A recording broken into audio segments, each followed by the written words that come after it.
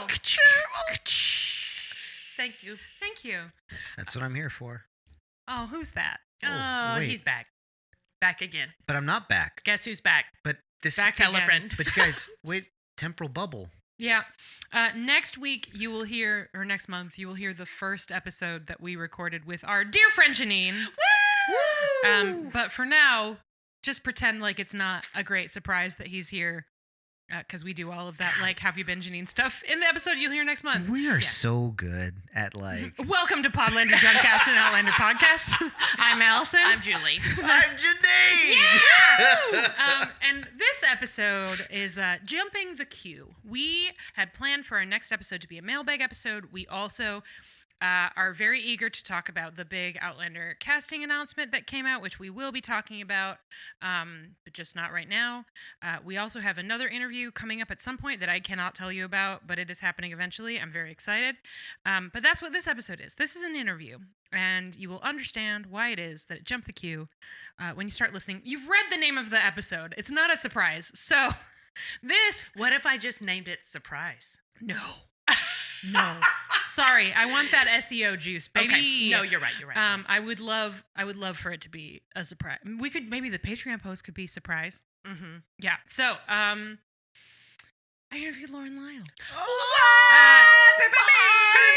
And the reason it's jumping the queue is because Lauren is in a show. It's an ITV show in the UK that premiered in September. But here in the U.S., it is premiering on the 24th Of October. I'm going to just double check that. Called Karen Peary. P-I-R-R-I-E, right? P-I-R-I-E. Oh, only one R. It is because it's British TV, thanks Brits, it is 3 episodes long. Also, this episode being recorded the week that a lettuce outlasted Liz Truss as British Prime Minister. Pork markets. So that was terrible. it was really fun. But Karen Peary, I can confirm, having watched the first of 3 episodes, maybe there will be future seasons, maybe there won't. There are future books. It's an adaptation of a series. Premieres on BritBox, which is one of my favorite streaming services, TBH. It is exactly what it says on the tin, and it is really great. And why on earth does this press release not actually include the date? I think it's October 24. If it's not, I'll put it in the notes. It's late October. Okay? Yes. Also, just to say, it's what we asked for like 3 years ago. Yeah. Lauren Lyle / Marsley. Fucking- Yeah, Marsley solving solves crimes. Daphne got on it. Yeah. You know what? I gotta say, let's put the tinfoil hat on, everybody. Because I kind of feel like... Well, in this case, it's not a Stars show. That's true. And the people who cast her, maybe it's in that. Basically, I should also say this. I interviewed Lauren for the podcast and also for Fox television station. So if you're in the U.S. and you live in a city with a local Fox affiliate, or you just Google it, I guess, I don't know, there is a different, less colorful interview that I did with her that you can watch. This was part 2. Explain how you got the part. Yeah. So, when I got a press release about Karen Peary, which is, again, great. I've seen the first episode, and is a cop show that is not grimdark, but not even so much. It's not like overtly anti-cop. It's just asking questions. Yeah. About what the police do and why they do it. And Karen is great. Our heroine is great, and is a good cop with a great bob. She's got a great bob, guys. Fucking love a good She's bob. got a great bob. God, fucking, yeah. And her accessory game. Just wait till you hear. Anyway, so when I got a press release about Karen Peary coming to BritBox, they were doing a press day, and I responded and said, I would love to talk to Lauren, big Outlander fan. Obviously, we'll gladly talk to her for Fox, but so you're aware, I also host a popular Outlander podcast called Podlander, Drunkcast, and Outlander Podcast. I promise most of the time we're sober, and in this case, I would definitely be sober. But we really love the character that she plays on Outlander and also her performance, and would love to be able to highlight Karen Peary for people who are Outlander fans specifically. So they gave Right me there, that little. Yeah. So they gave me a slot, essentially 2 slots back to back. So I had this block of time and I had to get out all of my normie questions. The Fox Karen Peary questions. Yes, so that I could get to, and we are still talking about Karen Peary because that is what she's promoting. Exactly. And frankly, Respect. this is an actress that I think is really great and who could be a super big star, but even if she is not, is going to be excellent for as long as she wants to work because she's just really good at her job. Some people you're just like, you are an actor's actor. You know what the fuck is up. You're cool. You're good people. And she's one of those people.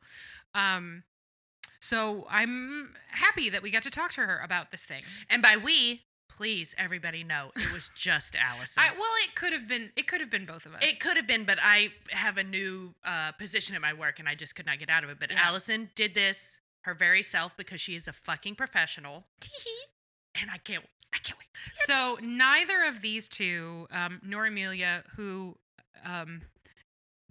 got married, and next week you'll hear us talking about her getting married next month. Whatever Time travel bubble. None of them have seen it. So I have the video, which has not yet been released. The video will be available on Patreon for patrons, but we don't have a way to send it to iTunes for you. Sorry. So not iTunes, Apple Podcasts, whatever. So if you want to see the video interview where she is sporting a very cute fit, and her bob, again, on point. You can find that at patreon.com/Podlander Drunkcast. But now you're going to hear the interview. And as you hear it, we will be watching it. And then we'll be back briefly to discuss. But really, you're just here for Lauren Lyle, guys. Yeah. Because you know what? We're funny sometimes. We're funny sometimes. You know who else is pretty fucking funny? Marsley. Lauren Lyle. Lauren Lyle. So if you want to be totally charmed, guys, here you go. I tried to ask all the questions I thought you would want me to ask, and to not giggle too much, but I succeeded at one of those things. Okay, now switching into podcast mode. Okay. I have to remember that I shouldn't swear because the podcast swears a lot, and I will probably just include this audio too because that's our whole bag. Okay. I am so excited to talk to you. The people who listen to this podcast are going to lose their minds because we are a giant Marsley Fraser fan club because she is such a badass and she's so funny and actually kind of a lot like Karen in some ways, I think, in terms of her tone, which is really fun. But the most important question that all of the listeners would be furious if I didn't ask you is this: could Karen Peary solve all of the murders that are being committed by the Fraser family? If she existed in this time, would all of them be behind bars? Without a doubt, yes. I think her and Marsley would pair up together and be a phenomenal team. And Marsley's sort of butchering and skills with a knife would become very handy, and Karen would probably use that to her advantage. And of course Karen would, she'd have the modern mind along with Marsley's sort of back then skill sets that I think they would. Of course they would. They'd be brilliant together. Karen would probably find all of what they were wearing utterly ridiculous, and she would look at them like they were all mad. And she would find the way that they speak to one another ridiculous, and the slang that's being used mad. But I think she'd be up for it. I think she'd have to learn to ride a horse, and then she'd be fine. I could see Karen galloping around the ridge, left, right, and centre. So if that happened, does that mean that the end of the Marsley and Karen Solve Crime series would be Karen solving the murder that Marsley committed? Would that be the big twist at the end? Or is Marsley too good? Will she have gotten away with that one? I reckon they've conspired together. Marsley's come to Karen and said, hey, look, I might have killed a man and you need to be my dead body person, but you're gonna just try and let this go and you're gonna bury this for me. And Karen would go, do you know what? Fair enough. You did what you had to do. You did the right thing. He was a crafty guy. He was a Peaky Blinder. I know that I loved the fact that I got to kill Ned, who was a Peaky Blinder. And so I think that we conspired together and Karen would help her out, to be honest. I'm happy to say maybe she's slightly corrupt in that way. Great. I mean, I feel like in this case, you have your priorities straight. Karen would be correct to be like, you know what? Let's just let this one go. Let's let it go. Yeah. Yeah. Could she figure out how the big house got so big? What do you mean? Like, in every season, it seems bigger. Yeah, and there are more windows and more like fancy pieces It of does. It woodwork. does. Yes, things do add to it. I mean, honestly, we walk into set every time and we're like, oh, a new staircase. How lovely. Where does that staircase go? And then it doesn't go anywhere. It just goes upstairs and then it ends. So Amazing. Get it. Yeah, Marsley and Fergus, we were thrilled that in season 6 we walked on set and they said, we've built you a cabin. And finally, after 3 seasons, we onto our 4th season, we had a house. Finally, we just didn't have a home the whole time, and we just sort of always were like, where do they live? They were like, they live somewhere. They have a place. It's like Lizzie on the map on when I walked into my first day of season 6, it was like there was a big new map on the wall of the ridge, and there's the stables, and then next to the word stables it says Lizzie, and I was like, hold on, and it was like Lizzie's quarters, and I was like, Caitlin O'Ryan, who plays Lizzie, I was like, do you know you live in the stables? And she was like, what? That's interesting. So they really become quite they're quite efficient with what they do with the ridge and the things that are being built. There's a space for everything. Amazing. So Karen Peary, obviously the sort of inciting incident is this podcast that gets started. You have a podcast. You're talking to me on a podcast. So has your perspective on podcasting changed at all based on your experience making this show? Is question 1. And the second part of that question is, would Marsley have a podcast? And if so, what would it be like? Oh, so I mean, as Lauren, I have a podcast. Oh yeah, I'm a fan. Yeah, so I have She's a Wreck, which is I mean, honestly, having that and then doing this show, doing Karen Peary, I really was able to understand how effective it can be to reach people. It's such an effective way of reaching people and building community. And it's such a realistic method in how cases nowadays can be so public, and things like Twitter and these forums that come on, like even things like, you know, the series Don't Fuck with Cats, it was on Netflix. That was literally by online people and podcasting and forums and things like that can that solved crimes. And so I think having one, I realized how wonderful a way it is of communicating with others and with reaching and building community. So I think doing the show, I think it was an amazing anchor for telling a story, and how you keep coming back to it. It helped you kind of come back to remind everyone of who was a suspect and who actually was who and what they were like when they were younger. And it gave you good bites of the facts, and having a nice voiceover from Raki, who plays Belle, was always so helpful. So if Marsley had a podcast, God, what would it be about? Marsley's probably about like what all the skills are of being a modern woman, and that actually she'd be like some sort of rebel that would be going across the airwaves going, women in the 1700s, you can have a job. If you want a job, go and get one. Like, there is a thing called a surgeon, you can be one, and you can go and you can be a butcher. Because I think Marsley, when she gets those jobs, it's such a new world for her. All her prospects really was marry the man she loved, which was already quite a big, bold thing for her to have done, to have gone after Fergus and got onto the boat in season 3. But also that she suddenly gets a job and she can work in the surgery, and this whole world is unlocked by Claire to her. So I think it would be this thing where she's going, ignore your guys, ignore the men, come in and get a job, come to the ridge and I'll show you what it can be like in the future.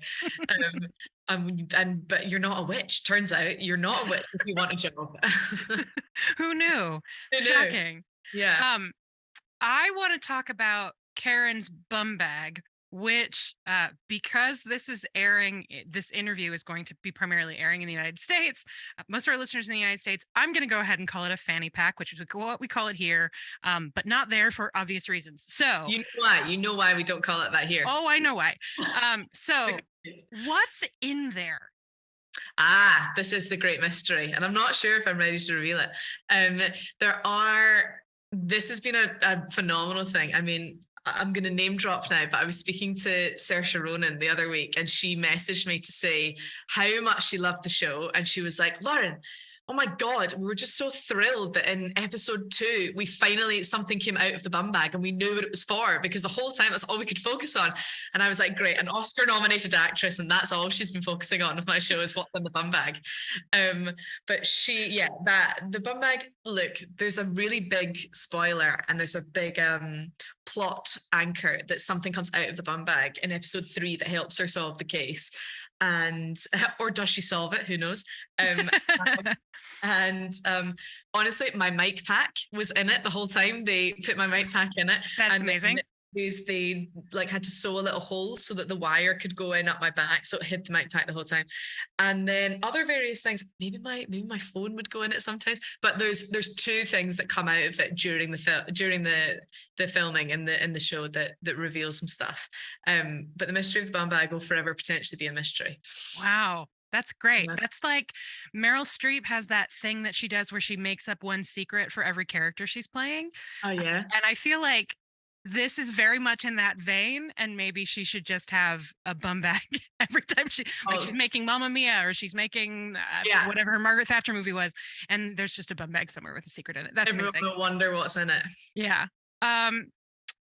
What would you want Outlander fans to know about this show? I mean, first of all, most of the people who listen to this podcast will need zero convincing to watch Karen Peary, because as I said, everyone is a huge fan. We just are fully obsessed with Marsley.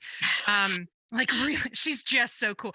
There was a moment in the last season where when Marsley went off to help Fergus start his newspaper and like deal with their marital problems and have a zillion children, where we're like, well, now everything's going to go straight to hell. Like everything on the ridge is going to fall apart. No more Marsley. How are they going to eat?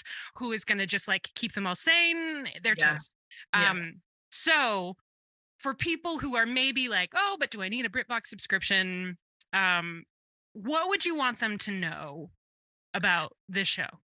So if you're looking for like your thriller fix, if you're looking for something that is going to keep you absolutely hooked and on the edge of your seat the whole time, like I think Outlander does. Outlander's good at hooks, and it keeps you going in, and something changes and you keep going in. And for those that haven't read the books, they're sort of thrilled by the next thing and the next character that suddenly appears and what the drama that they bring. That's what Karen Perry has. There's like a new plot twist every 10 seconds. There's a new character that suddenly appears that drops some drama that really takes you in another direction, and it is utterly thrilling, and it's quite funny. So like you are laughing quite a lot at how mad it is, and that it's just never boring. There's always something new around the corner that I think I mean, that's what kept me reading the scripts. I was like, wait, what? And then that happens, and then that happens, and then who comes in, and oh my God, and the twists. So like I think you can't predict what's going to happen, and I think nowadays in shows quite often people get worried that they're going to guess like what happens at the end really early on, and I can guarantee you don't know what's going to happen from episode to episode to episode, and who's going to come in and what's going to happen. So if you're looking as an adult, I think you get less surprises the more you grow up, and less like silly fun in your life, and I think the show is just full of surprises. Great. Have you read the books and all of the books in this series? I haven't read them all, but I did read once I got the audition through. I started reading the first one, and I know what happens in the next ones, and I will as we go on, because Emer, she would have to write them, and I would have to give her ideas, and we talk a lot and collaborate a lot. So it's always helpful to have Lyle's sort of backbone, and also so many Outlander fans may well know that Diana Gabaldon and Val McDermid have a lot of the same fan base, and they sort of, as authors, they kind of the books came out around about the same sort of time, and there's similarities to the way that they write. So I think if you're a fan of the books, you'd be a fan of Karen Perry books as well. Great. Have you read all of the Outlander books, or are you reading them season by season? No, I actually don't. I used to. And then Matt Roberts and some of the execs asked us not to, because to be honest, Marsley, she was never meant to be as big a character in the show. And I got given lots of like parts of other characters and things like Malva, like I think bits of that sort of got given to me for the books. And Marsley, because of the fans and because of the support and how much you all are obsessed with her, she became so much bigger, and they really listened to it and wrote her in and up a lot more. And I think I think I just loved doing the part, and so they sort of saw what it could potentially be through the playing of it, and and wrote her up. So it became quite confusing because my storyline doesn't match up to the books. So there were times where I'd be reading it and being like, wait a minute, that doesn't happen, or is that happening in the script, and blah blah. So it becomes easier to stick to scripts, for Marsley particularly. Does that mean that you don't know any of the like big nutso things that happened in the books that haven't been adapted yet? So sometimes when I meet fans, they will tell me what is ahead. Honestly, I'm not completely sure. Some of them I think are ahead, but I love it. There's a few fans that I see quite regularly at various appearances and things, and they always love to. I'm like, so tell me what happens next, and they'll tell me. Amazing. So you always hope that they'll get them into the show as well. And sometimes there's quite a lot for them to write, so that things don't always get made in. So you don't want to get too married to stuff. But generally, I love hearing about it. Great. Well, thank you so much. Nobody who listens to this podcast needs me to tell them this, but watch Kieran Peary, listen to She's a Wreck. Outlander will be back soon. Lauren Lyle is amazing. Thank you so much for your time. Yeah, no problem. Thank you. Oh, shit. Yeah. What the actual fuck? Guys, it was really great. Oh my God. I think. Do you remember when we started this shit in your party dome My 7 party years dome. ago? That was a And while like, ago. here we are. And you would just go, elbows. I still do that here. I'm like, please stop. Yeah. Lauren Lyle seems like something. God, when I say that is because she's so big in my brain. That's why. Someone that we could hang out with. She seems so relaxed and so chill. Yeah. It's my impression of her was that was over Zoom, obviously. Yeah. My impression of her was, oh, you're exactly like I hoped you would be. Yeah. Yep. Like very specifically, not like I thought you'd be, because who the fuck knows, but exactly like I hoped you would be. Like extremely charming, reassuringly normal. Yeah. And so pretty. Yeah. Oh my gosh. She's so pretty. But it was really great. The Fox interview is great too, and it's, if you love her, which of course you do, I would say go look for it. I'll put it on Twitter. And yeah, you could Google whatever. Is more about Karen Peary and less about Outlander. And listening to her talk about her craft is really interesting, and how she approaches acting and working with this. She tells a really funny story about, it's her first time leading a show. The woman who's writing it and is an executive producer is also in it. She plays her roommate, her flatmate. And her name is Emer. When you heard her say Emer, that's who she's talking about. She was also on EastEnders. Anyway, she told this very funny story about the two of them being like, okay, we're going to go in there. We're going to like assert ourselves. This is our turf. This is like doing that kind of thing. I'm exaggerating, but they were hyping each other up to like go be bosses, like top of the call sheet, executive producer, showrunner. It's not a thing in Britain, but she's essentially the showrunner. And they walked down to the car that was waiting for them, and the door opened, and the person who, like the driver who was there waiting for them, said, Emma and Laura? And they both went, yes. And that's how they started their journey. Just being like, we are gonna be boss bitches. And then the driver's like, Emma and Laura? And Emer and Lauren were like, yes, that's us. Yes, fine, let us in. They have since, they eventually were like, just so you know, our names are actually Emer and Lauren, but Yep. no worries. Emma and Lauren. Yeah. Anyway, you said you had questions about Karen Peary. I do. Well, one, I just want to. Thank you for telling me the name of it, because I was about to say Katy Perry. Not Katy Perry, Karen Peary. Karen like Karen. There's a very funny joke in the first episode about it's not a great. Oh, I would love a nickname. It's not a great time to be called Karen. Yeah. And Karen. Peary is P-I-R-I-E. But just look up. Peary. You could just do Lauren Lyle BritBox, and that shit'll come up. So I have an affinity for dingy British Nordic crime thrillers. Yeah. Is this going to fit the bill? It's not quite as cold as like Broadchurch. Okay. But yes, it's in that vein. Okay. It's not a cozy mystery. It's in a picturesque town, but It's somewhere between Death in Paradise and Broadchurch. Yeah. I will Dig also say that the central case is the murder of a young woman, as it almost always is. Yes. In this case, Karen, this is a very light spoiler, but it's addressed in all of the synopses and stuff. So I guess skip ahead 30 seconds if you want 0 spoilers. Very early in the episode, she finds out that she was put in charge of this cold case, which gets reopened because of an incredibly self-important podcaster. Guys, she's so funny. She's like really good at her job and absolutely insufferable. It's really a great time. Oh my God. Like Tina Fey on fucking Only Yes. Murders in the Building. Yeah. Same shit. Yeah, but You guys, I want you all to know we are not like that. well, Well, I'm not. no.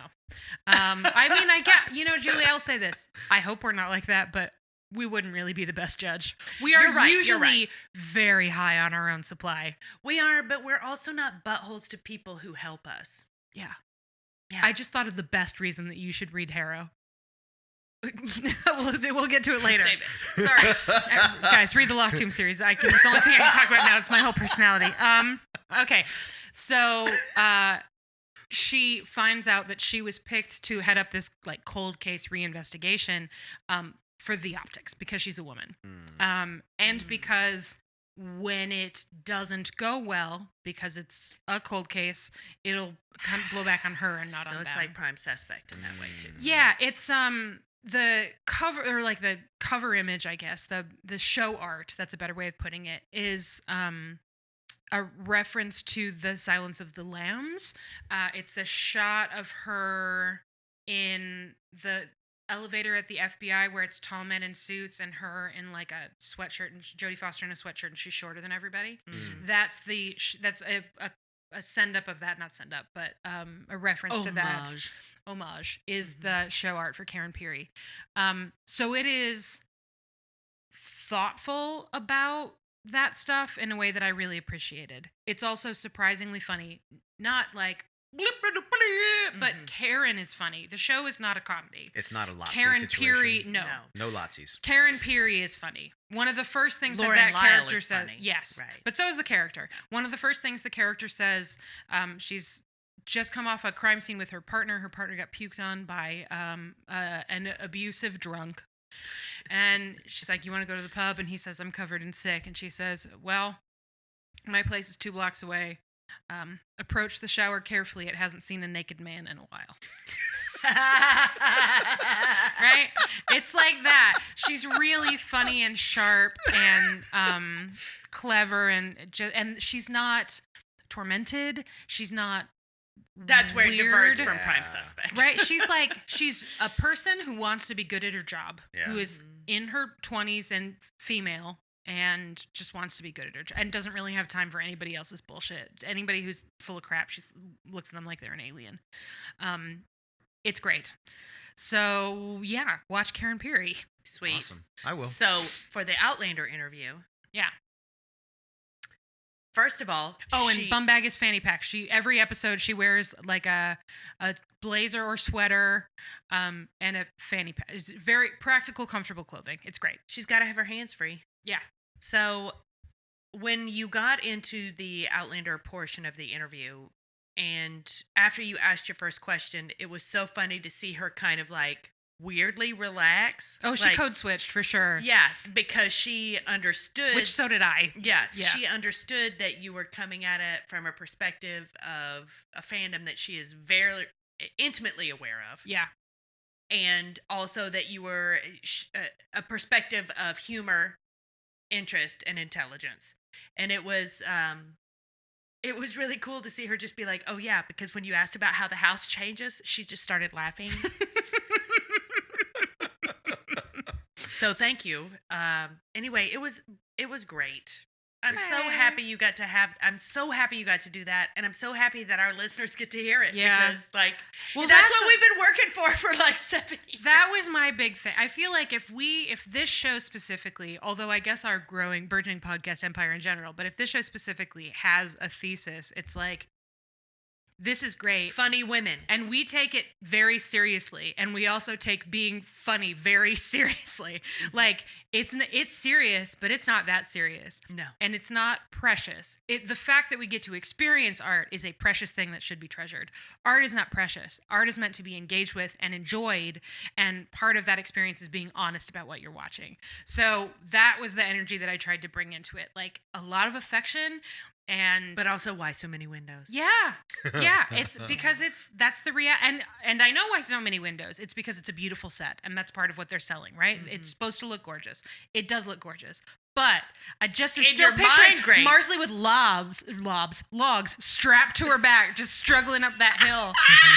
You know what I mean? Having to build that fucking palatial Fergus- cabin. What, they don't have a house for 3 seasons? They fill like a net. They fill a net with logs, and then Fergus just loops the net over his hook. Guess how drags it up that hill. The hook that replaces the wood hand. Yeah. Yeah. I mean, Yeah.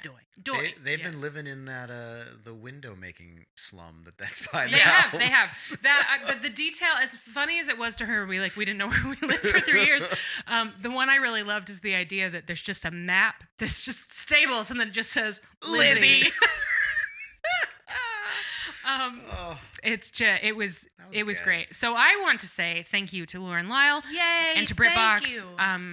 That was really a treat. I hope that maybe she'll come back someday if there are future seasons of Karen Peary, so we can talk about more dumb bullshit and also ask some substantive questions. Well, that's what we do. yeah. It's just too bad that I couldn't pour whiskey for her. That would be a great thing to have to do with various people who are affiliated with Outlander. Well, fingers crossed for the future. Who Yeah, knows? someday. That'd be awesome. Mhm. Anyway, Patty, here's the outro.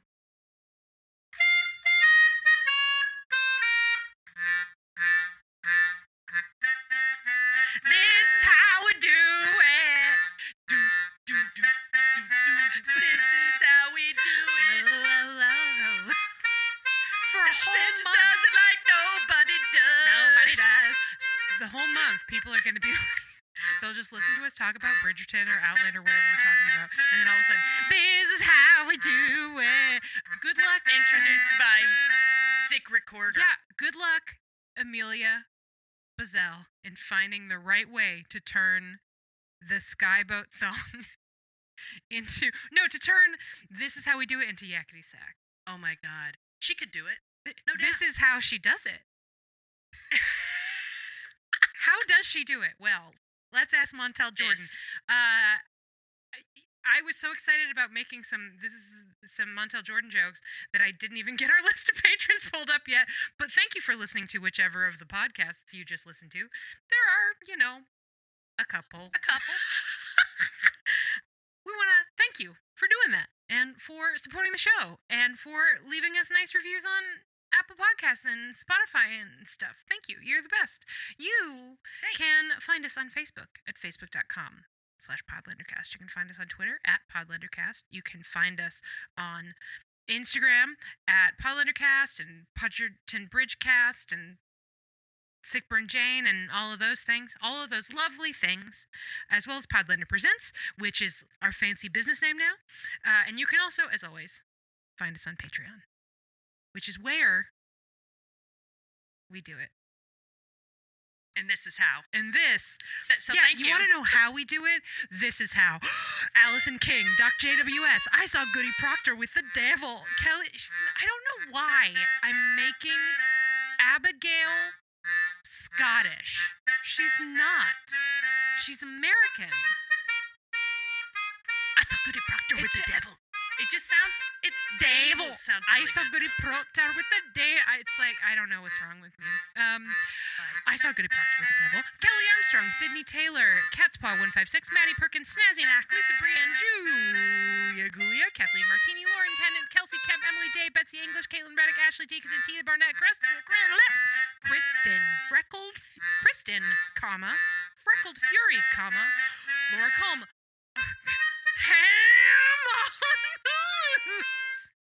Liz and Tinkerbell, Stella Welch, Tori Halligan, Rochelle Lefevre, Amanda Smazazazaza, Jerry Hertel, sorry Jerry, Amy Gustafson, Rachel Townsend, Kelly Mazzella, Chantel Salters, Mary the Falling Statue, it's good every time, Terry Lucchino, Viv Pickles, aka Laura, Mary of the Grapefruit, Jenna Bukowski, Ann Gibson, Ruth McCormick, Ruth McCormick, Kara Marlowe, Trish McCrary, The Order Change, Trish McCrary, Julie DeToit, Jen Lynn, Kelly Bott, Amanda Newton, and always last but also first in our hearts, Kiki the Wise. Thank you all for supporting the show. And you know what you should do right now? even if this is like the 5th episode of one of our podcasts you've listened to this month, right now, this second, you should give yourself a little present. And you know what that present is?